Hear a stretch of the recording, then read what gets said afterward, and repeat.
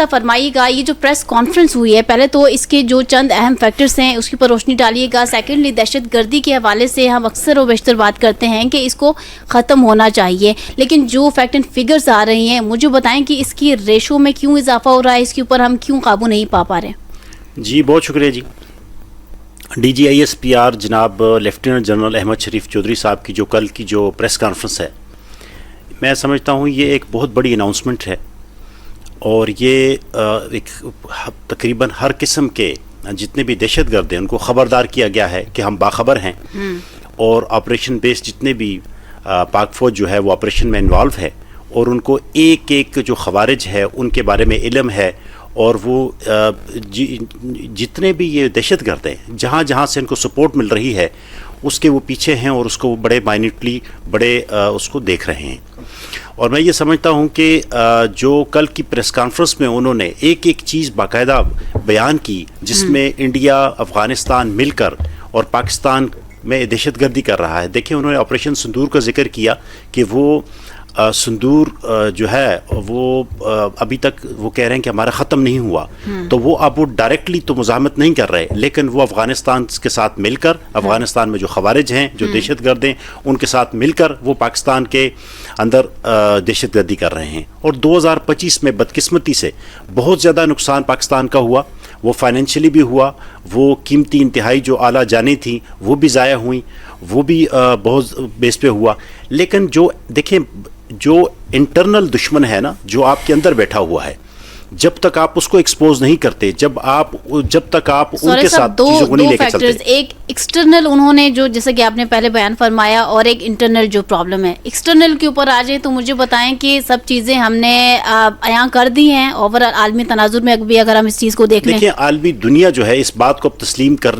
رہی ہے کہ پاکستان کے اندر جو دہشت گردی ہو رہی ہے اس مہارت کس طریقہ کار کے مطابق کہاں سے اسرائیل کا گٹھ جوڑ اور ساتھ افغانستان کا ایک گٹھ جوڑ ہے جس کی بنا پر وہ پاکستان کے خلاف ہوئے ہیں, چونکہ ایک اسلامی ریاست ہے, ٹھیک ہے. اور پچھلے دنوں جو پذیرائی جتنے پچھلے 2025 میں ہماری پاک فوج خصوصی طور پہ جو فیلڈ مارشل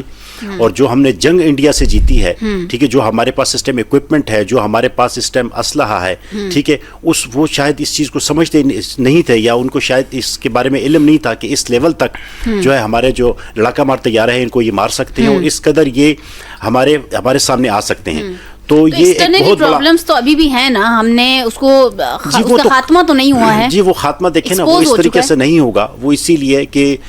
تمام ہمارے بارڈرز جو ہیں وہ ہیٹڈ ہیں, اور لیکن یہ ہے کہ ہمارے جو پاک فوج ہے وہ بالکل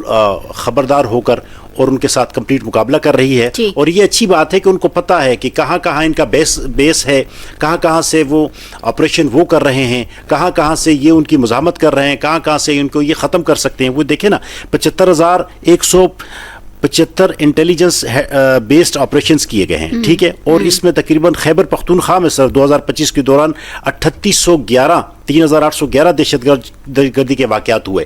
تو اب اس کے بارے میں علم تو ہے, اس میں کوئی شک نہیں ہے, لیکن